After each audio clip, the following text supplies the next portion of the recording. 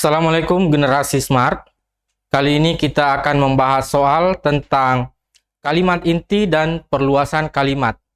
Untuk menjawab soal tentang kalimat inti dan perluasan kalimat, satu modal utama yang harus dipunyai oleh generasi smart adalah kemampuan membuat pola kalimat atau kemampuan membuat SPOK kalimat. Jadi yang paling utama di situ adalah SP. Untuk lebih jelasnya, silakan simak video berikut sampai selesai.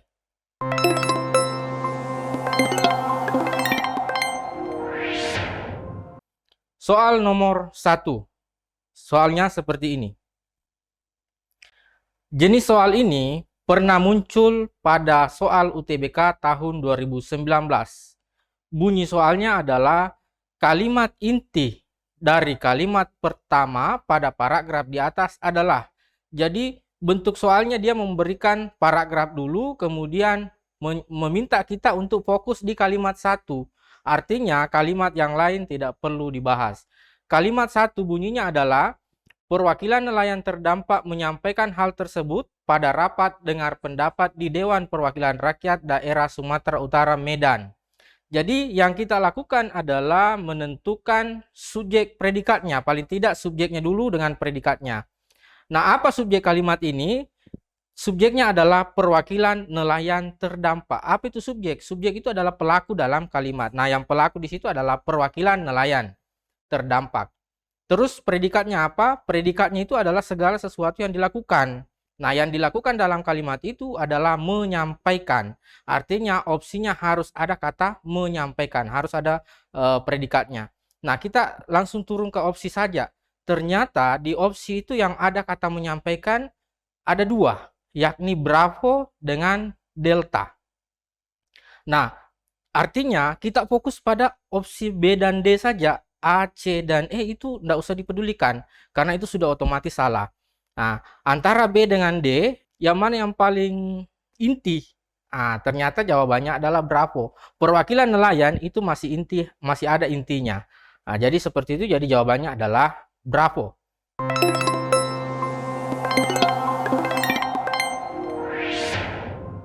Selanjutnya kita lanjut ke soal nomor 2. Soal nomor 2 ini pernah juga muncul di soal UTBK tahun 2020.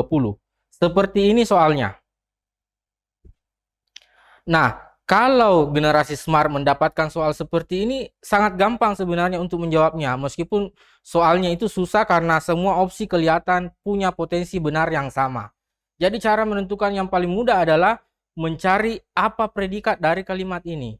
Nah, predikat itu adalah segala sesuatu yang dilakukan. Kita lihat di dalam kalimat yang ada di soal nomor 2 ini, yang dilakukan di situ adalah kata memiliki. Memiliki itu yang menjadi predikat. Kita lihat langsung ke opsi. Yang mana ada kata memiliki, itulah jawabannya. Ternyata jawabannya adalah C. Jadi seperti itu, cukup mudah.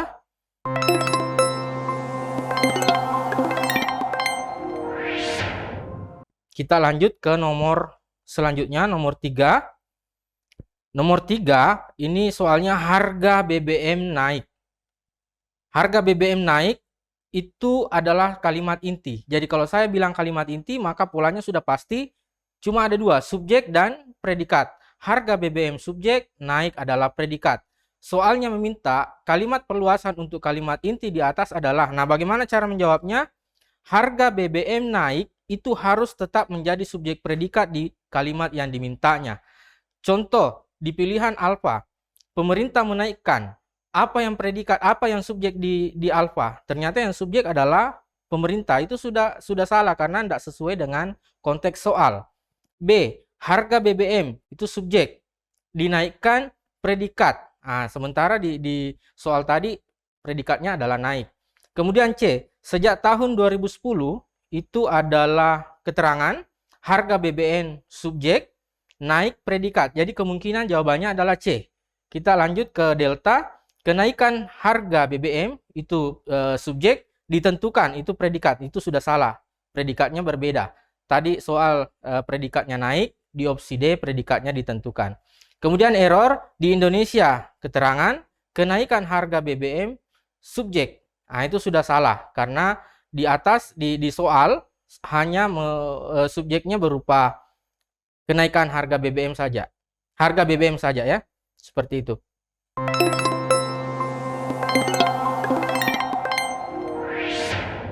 Kita lanjut ke soal nomor 4. Soal nomor 4 ini tentang inti kalimat di atas adalah artinya soalnya menyajikan kalimat luas. Kita diminta untuk menentukan apa kalimat intinya. Ya mau tidak mau kita harus tentukan subjek predikatnya. Nah, kita baca soalnya. Sikap-sikap negara barat yang melarang warganya bepergian ke ASEAN, terutama ke Indonesia, dikritik. Nah, ini ada kata dikritik. Dikritik itulah subjek predikatnya. Sekarang kita mencari yang mana yang memuat kata predikat di opsi. Alfa tidak ada, Bravo tidak ada, C tidak ada, Delta tidak ada, error ada. Berarti jawabannya adalah error. Jadi cukup mudah untuk menjawab soal seperti ini.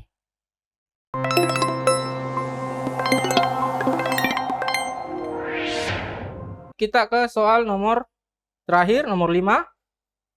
Perluasan dari kalimat di atas, maksudnya kalimat adik membaca buku. Adik membaca buku itu kalau dipolakan, adik subjek, membaca predikat, buku adalah objek. Nah, perluasan dari kalimat yang masih sama polanya dengan opsi adalah kita mau tidak mau kita polakan juga kalimat-kalimat yang ada di opsi. Alfa, adik subjek meminta predikat, itu sudah tidak sesuai dengan soal, berarti salah. B, adik yang memakai kacamata itu subjek sedang membaca predikat, buku objek. Nah, ini bisa dijadikan sebagai jawaban. Kalau opsi lain tidak ada yang lebih tepat. C, adik saya subjek sedang membaca buku yang kamu pinjam. Adik saya tidak bisa dikatakan inti kalimat. Kalau adik saya tidak bisa dipisah menjadi adik tok saja. Adik saya harus satu kesatuan. Artinya itu tidak subjeknya dengan soal berbeda. Subjek pilihan C dengan soal agak berbeda sedikit. Nah, kemudian delta, adik sedang membaca sebuah puisi. Nah, di situ yang berbeda adalah objeknya. Kalau di soal buku, kalau di delta puisi. Kemudian pilihan E, adik memakai. Nah, memakai itu predikatnya sangat berbeda jauh dengan soal. Maka sudah jelas jawabannya yang tepat adalah B. Adik yang memakai kacamata itu subjek sedang membaca predikat. Buku yang kamu pinjamkan itu adalah objek. Kalau ditarik kalimat intinya, maka pasti menjadi adik membaca buku. Demikian pembahasan soal kita untuk materi kalimat inti dan perluasan kalimat. Kesimpulannya adalah generasi smart untuk menjawab soal-soal seperti ini harus mengetahui betul bagaimana cara membuat pola kalimat. Bagaimana cara menentukan subjek, predikat, objek, keterangan, dan lain-lain sebagainya.